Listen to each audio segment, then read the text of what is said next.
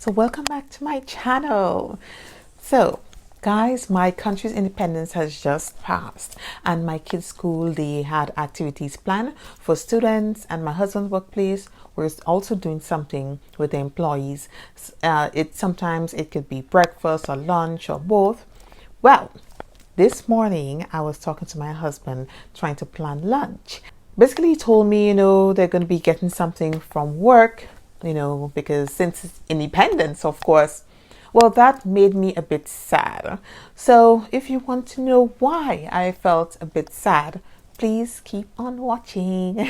Okay, so the first downside to being an entrepreneur is loneliness. This made me feel so just working from home make me feel lonely. Definitely I miss work. I miss working with department teams. I miss just the whole working experience. Sometimes that was not all bad for me. Yes, there were also good times as well as bad times. But we had some good times that actually, when I think about it, actually, it would make me laugh sometimes. I love interacting with people, just sharing a good joke with someone. You don't have that person working next to you, so in turn, what you'd have to do is pick up the phone and call a friend and chat. When I was working, I didn't have my own office. So basically, we shared space, the manager shared space, and we had other people nearby that you could easily, just look across and say, hey, how's your weekend, kind of thing. But working by yourself, when you turn, you might just see the wall staring you back and nobody to talk to. So that's a downside of working by yourself. What I never thought I would experience as being an entrepreneur is burnout. Guys, burnout is real. I first experienced my first burnout in January 2020. We had a great Christmas season with my second business, and we jumped directly into Valentine's special. But I actually run two businesses at the same time. I also take care of my two kids, and I also do the house chores and all that great stuff at the same time. I started to feel weak and drained, so I went to the doctor, did a general checkup.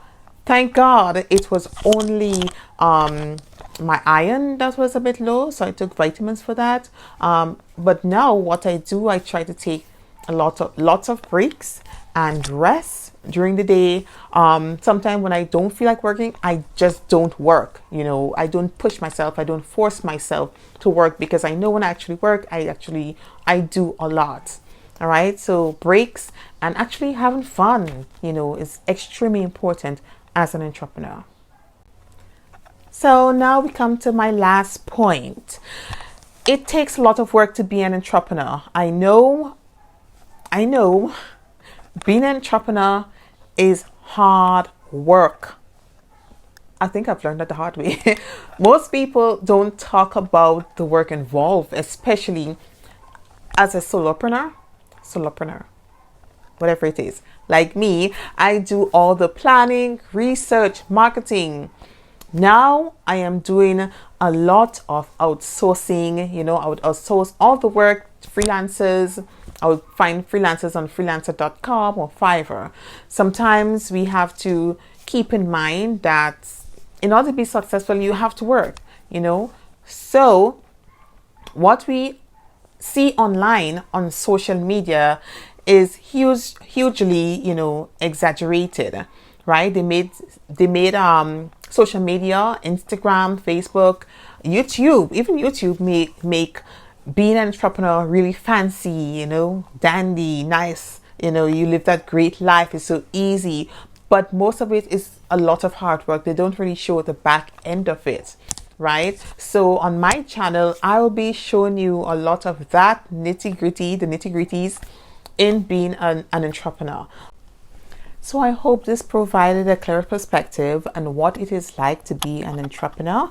So if it did, please press the like button below. And I would like to know, do you experience the same?